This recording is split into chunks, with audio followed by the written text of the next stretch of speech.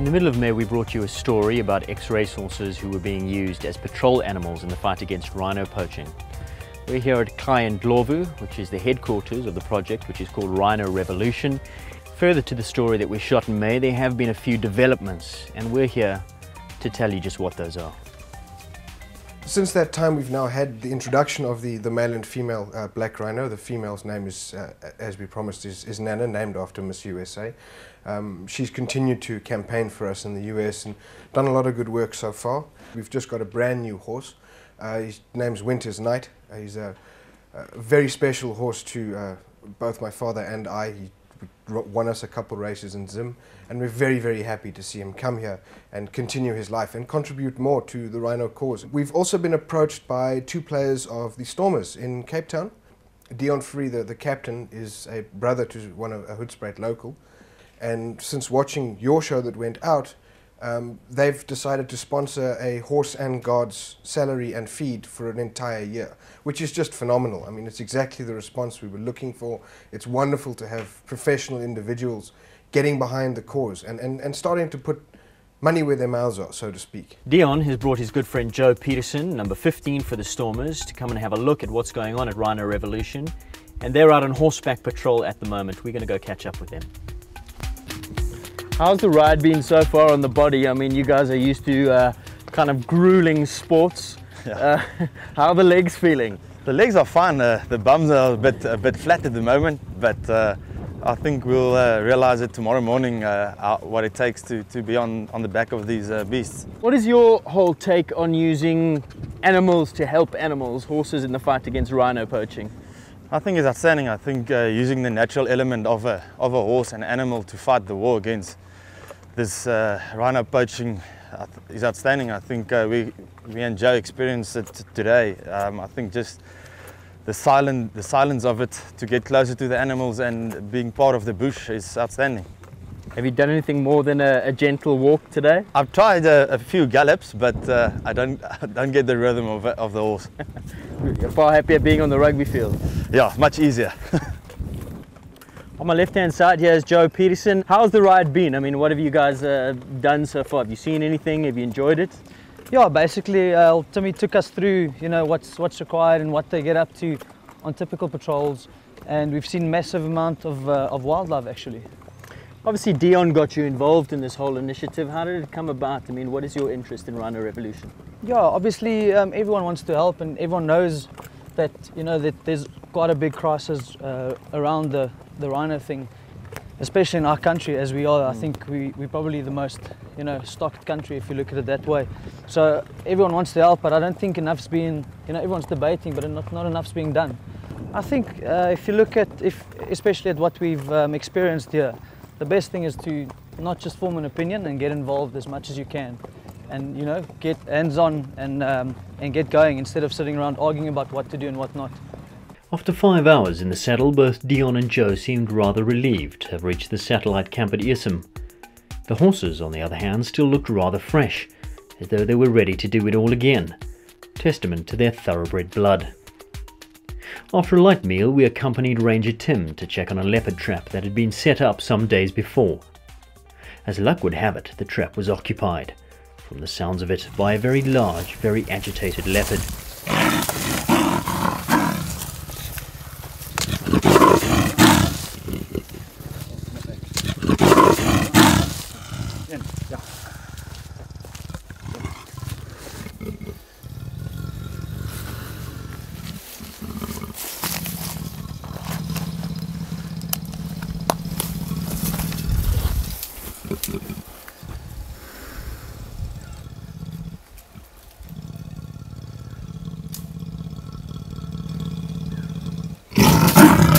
Let's go, we just want the drug to settle it down.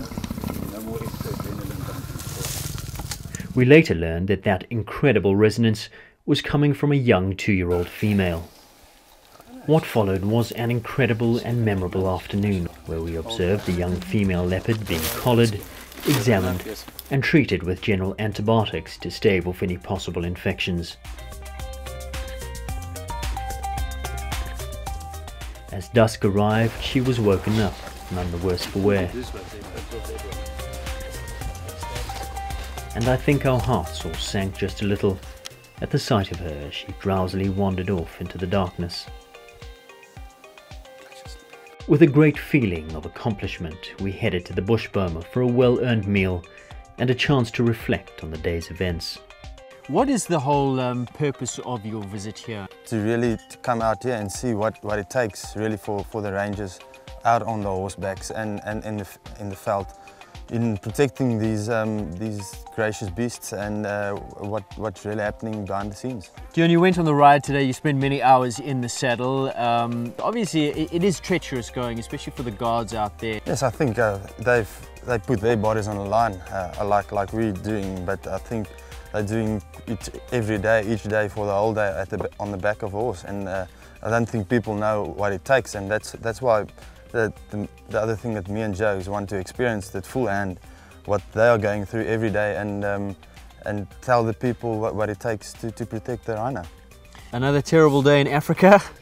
Tell us about the day. Quite exciting. Yeah, no, it's been quite a struggle.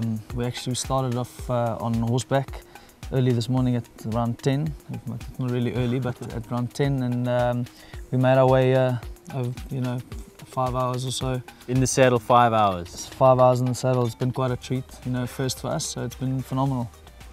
Now this season's playing for the Stormers, which was your last season. You're now off to foreign shores. France is where you're going to be headed. Rhino Revolution and the plight of the Rhinos. Is this a message that you'll be taking overseas with you? Yeah, I mean, I think it comes in globally, and looking at the way tourists flock to South Africa, especially for the Big Five, it'll be quite sad if we should have a Big Four. So I think if we can get some overseas companies involved, sponsorship-wise, and especially with the way the currencies overseas are, it should help tremendously. Now, of course, it's not over tonight because you've elected, for some strange reason, we're going to be joining you as well, to sleep in the riverbed, not in the five-star luxurious accommodation. Why is that? Yeah, I think, like I said earlier, what we're trying to do is trying to simulate the way the rangers operate and the way the people, watching out for the rhinos go about their business. So I mean, there's no better experience than being out in the veld and experiencing it firsthand. We can hear the call of the lions in the distance. I hope they don't get too close tonight while you're sleeping out there. I'm waiting for the camera to stop and I might change my mind.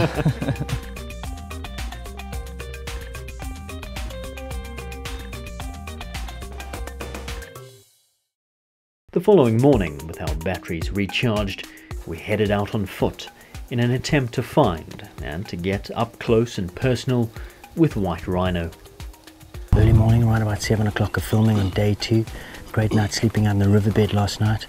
Out here with Joe and Deon behind me, Ranger Tim, he's bringing up the rear. Just got word that there's some rhinos, so we're going to go jump back in the vehicle and go find them on foot. Unfortunately, despite finding them, we were not as light of foot as we needed to be, and the rhino, hearing us from some way off, erred on the side of caution and gapped it into the distance. Not all was lost, however, as we returned to the lodge to meet the four-legged Nana and her mate Steele, who are currently being habituated in a boma before they become the first black rhino in over 50 years to be released into the Blue Canyon Conservancy. The rhinos such as Nana over here are in dire need of help. It takes money, and we need your help. Unfortunately, the racing industry or the equestrian industry hasn't really come to the party. This is a little bit saddening and a little bit concerning. Obviously, time is running out. We know that these animals are in danger. I think just not to frighten people, we're not expecting people to give us millions, I think. But if people are wanting to donate second-hand chaps, saddles, halters, anything, we would welcome any type of support like that. But more importantly for the rangers on the ground, these are the unsung heroes that are plodding it out in 45 degrees centigrade temperatures. When it's hot, it's uncomfortable. It's cold at night sitting in OPs, it's dangerous. We're sitting in lion country. So these are the guys that need support as well. If it continues at the current trend, next year we will have more rhinos poached than born. So next year we will cross the tipping point. And the estimate is that by 2026 we'll have no rhino left. It's not a country problem, it's not an Africa problem, it's a global problem. We're going to lose one of the Big Five.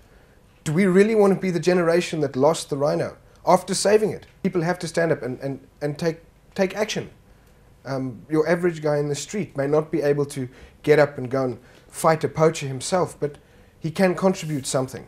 Just a little something every month, or once off. A jacket to an anti-poaching guard in winter is sometimes the difference between being able to get up and run after a poacher or not, because he's too cold, can't sleep properly. Every little bit helps. Is Rhino Revolution working?